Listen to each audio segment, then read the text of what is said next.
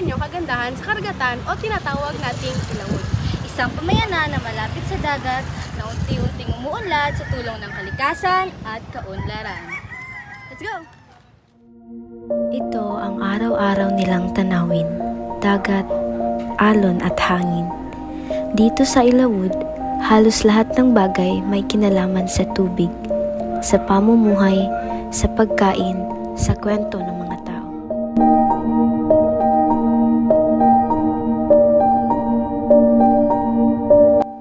Ang salitang Ilawod ay tumutukoy sa mababang bahagi ng isang lugar. Karaniwang nasa tabing dagat, ilog o baybayin. Sa Ilawod matatagpuan ang mga pamayanang malapit sa tubig. Dito kadalasang nakaayon ang istruktura ng mga bahay, ang mga daan, at ang hanapbuhay ng mga tao. Dahil malapit ito sa karagatan, ang Ilawod ay madalas na bukas sa kalakalan, palitan ng produkto, at impluwensya mula sa iba't ibang lugar. Ang ganitong lokasyon ay may taglay na yaman, likas na ganda, likas na yaman, at likas na panganib, gaya ng pagbaha at bagyo. Ngunit sa kabila nito, nananatiling matatag at maayos ang pamumuhay sa Ilawod. Pinapatunayan nito ang kakayahan ng mga Pilipino na makibagay sa kapaligiran.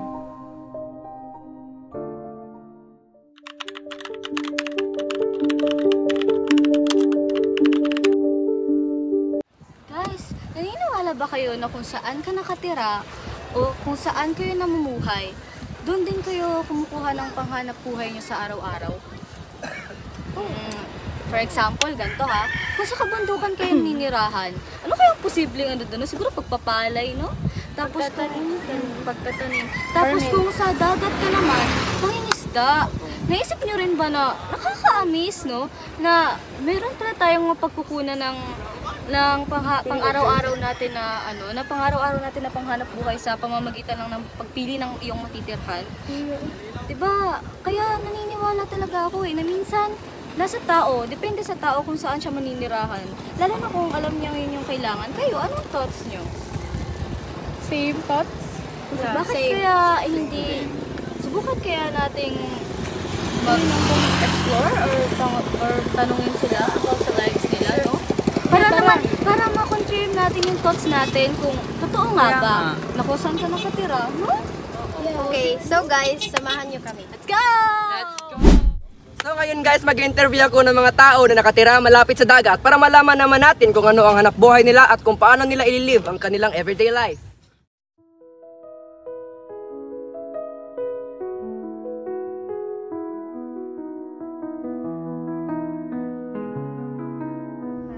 So, dahil sa araw-araw na panghanap buhay nyo sa dagat or bilang isang mamamayan sa dagat, gaano nakakatulong ang pagdaragat sa inyo, sa lifestyle nyo po? Sa kuan sa among diya sa floating? Opo. Kuan di man perminti among floating niya. Dili, pero hay kami ugway floating drive miracle. Pero kanang maaasahan mo siya sa pang-araw-araw na hanap buhay? Oh, man, nag-drive miracle aron na maka-suporta. Sige, pero sa pagdating po sa pagdaragat, naka-try din po kayo like pangingisda, mga ganyan? Di mamimanagat po. So, unsa may bali sa inyong nakuha diriya sa kaning naay yung mga cottage, unsa man inyong naunaan ngano nakahimubog nga ni cottage na pwede maabangan para sa usa ka dakong pamilya ya? Kay kami po krora mi diri tabante rami inda kanang gibuhat ni sa tag-ija aron nasjay negosyo. Sige po, salamat po. Sige ya. Sa Ilawod, makikita ang isang komunidad na malapit sa kalikasan. Ang mga bahay ay nakaharap sa tubig. May mga bangkang nakaparada sa gilid at ang daan ay tila bahagi na ng araw-araw na paggalaw ng pamayanan. Tahimik man sa paningin, ang kapaligiran ito ay sumasalamin sa pamumuhay na simple ngunit konektado sa kalikasan.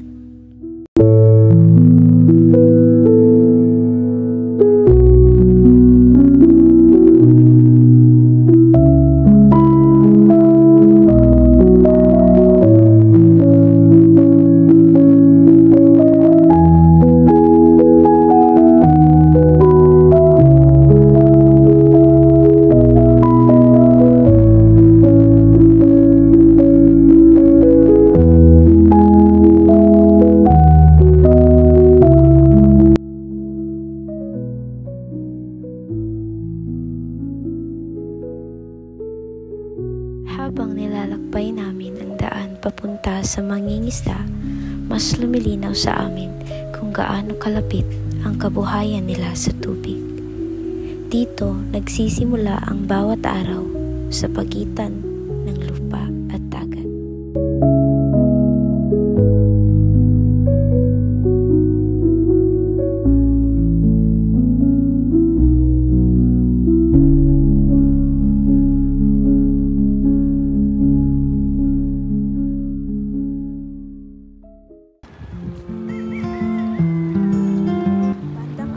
Hanggang alas 11 ng umaga, isa-isa nang bumabalik ang mga bangka. Ang kanilang pagbabalik ay sinyalis ng panibagong simula. Dala ang huli at dala rin ang pagod ng ilang oras sa gitna ng dagat.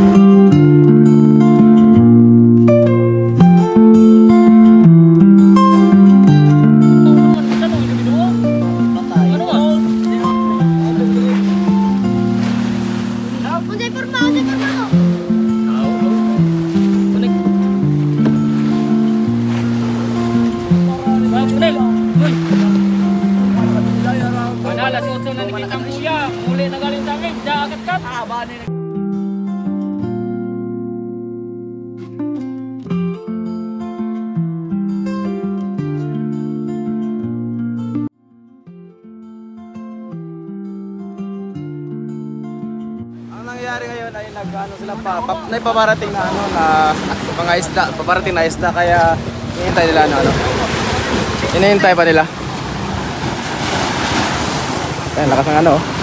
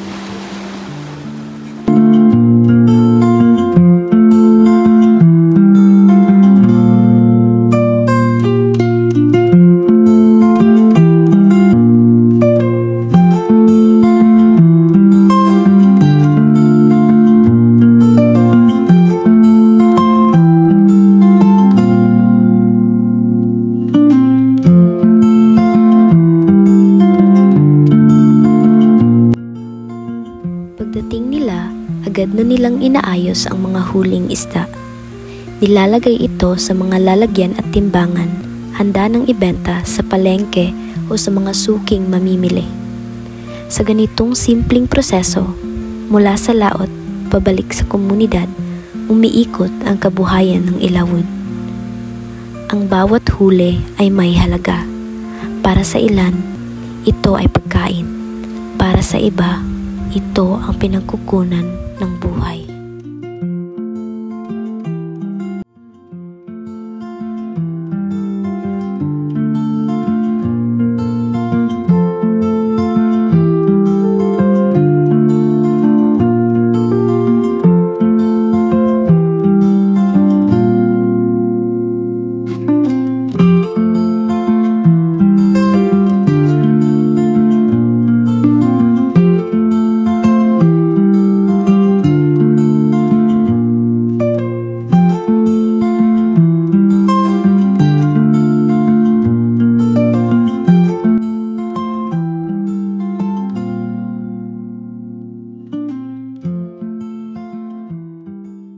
Isip usa ka mananagat, unsa ka importante ang pagpanagat sa inyong adlaw-adlaw nga kinabuhi? Para pagkuhan sa gasto sa mga estudyante o mga pamilya, panginabuhi ba, palit og bugas o kung sa panang palitonon para sa pamilya.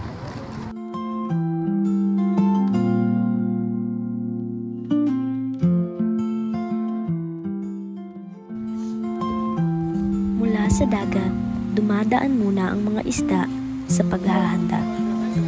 Maingat nilang inilalagay ang mga huling isda. ilang paghahanda sa susunod na hakbang, ang pagdadala nito sa pamilihan. Ito ang tahimik na bahagi ng proseso, pero kasing halaga rin ng pangingisda. Sa Ilawod, ang bawat isda ay may kwento, at bawat mangingisda may dagat sa puso.